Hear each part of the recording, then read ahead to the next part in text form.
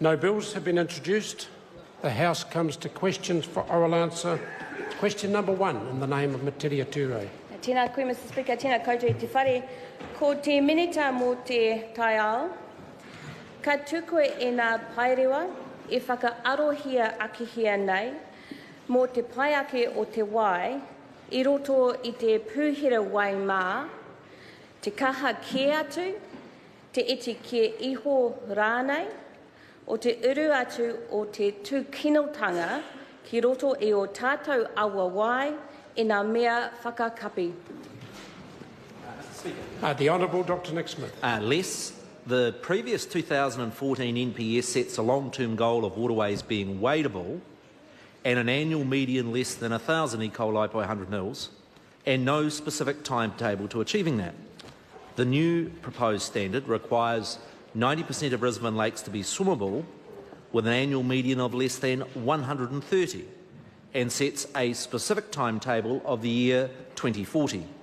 The Clean Water Package will require that 1,000 kilometres of waterways per year be moved to a higher swimming standard each year to 2040. I'm advised by regional councils that this will be challenging to achieve this rate of reduction in pollution, but the government is determined it should be achieved. Supplementary. Supplementary question, Metiria Turei. Tēnā koe, Mr Speaker. When will the Minister publish the evidence that supports his claim that the Clean Water Package standards will allow less pollution into our waterways? Mr Speaker.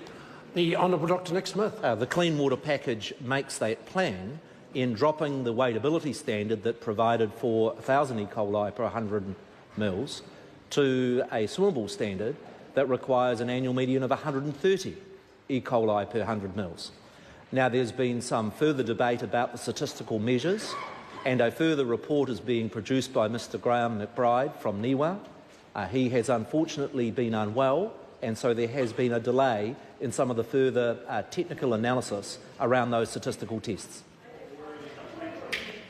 A point of order, Metiria Turei. Thank you, Mr Speaker. My question was very clear. When will he publish the evidence that supports his claim? He made no statement at all as to the timing of that publication. I don't agree with the member. The Minister then went on and explained that there was some further work being done and the publication of it had been delayed because a man was unwell. Further supplementary? Supplementary. Supplementary question. Paul Foster-Bell. Tēnā koe e te mangai o te whare. Supplementary to the Minister for the Environment, how do the proposed 3 categories of swimmable rivers in the Clean Water Package compare with the European and United States categories? Mr Speaker. Order. The Honourable Dr Nick Smith. The proposed New Zealand system uses the terms excellent, good and fair. The European system, excellent, good and sufficient. The statistical tests on E. coli levels are near identical, but the New Zealand proposed system is more cautious as it requires more samples. It also requires a median of less than 130 E. coli, and the European system allows up to 15% of samples with elevated risk to be discarded. I'm also advised that while the American system uses different measures, the risk profile is very similar to those under the grading system proposed for New Zealand. Supplementary question, Metiria Turei. Thank you, Mr Speaker. Given the Minister is going to give the scientific community more time to submit on the standards, will he reopen submissions for the public once his evidence has been provided to them? Mr Speaker. The Honourable Dr Nick Smith. Mr Speaker, if the further evidence and report by NIWA materially changes the proposals, yes, I would be happy to reopen for submissions. In respect of the freshwater quality scientists, they asked for a very specific analysis to be done. As I said, the scientist who had promised to do that work became unwell, and so I thought it was only fair that we allowed additional time for those water quality scientists who had specifically sought that information prior to their submissions being made. Supplementary question, Metiria Turei. How will the new standards address the findings of the recent Ministry for the Environment report, which shows that an increase in nitrogen leaching from farms is a problem that cannot be fixed unless we reduce the number of animals on those farms? Mr Speaker. The Honourable Dr Nick Smith. In 2 ways. Firstly, for the very first time the government is proposing to nationally regulate the fencing of stock out of waterways from both rivers and from lakes, and that's important.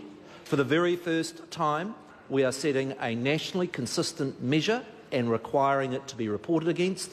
And thirdly, the proposed changes to the National Policy Statement tighten up the legal requirement on regional councils to reduce and to limit the amount of nitrogens getting into our waterways.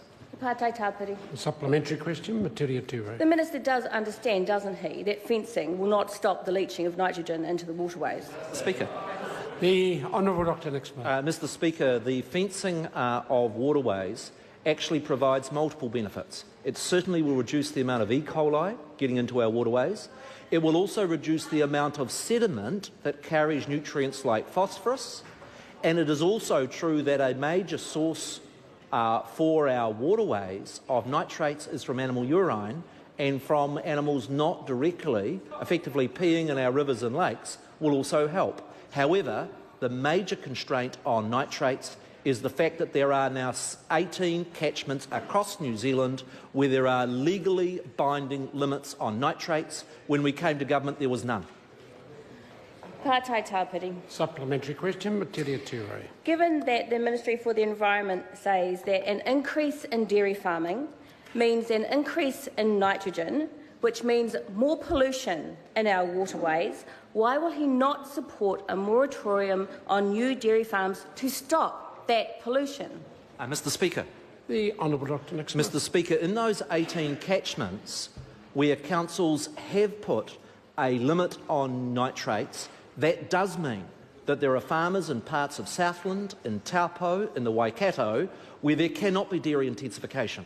Where the government disagrees with the Greens is to blatantly apply a moratorium over all of New Zealand, including in areas where nitrates are not an issue, would, in our view, be a cost to those regional economies for no environmentally sound reason. He Pātai Tāpiri. Supplementary question, Metiria Turei. How can the public possibly trust him to do a good job of cleaning up our waterways when he's done such a terrible job of dealing with the housing crisis? Mr Speaker. The Honourable Dr Nick Smith. Mr Speaker, I'm happy to stand by my record that in the time as Minister of Housing, we've more than doubled the number of houses being built in New Zealand. And in respect of fresh water, I'd simply make a challenge to the member: find a government in the history of New Zealand that's made as many steps around improving New Zealand's fresh water. Question number 2.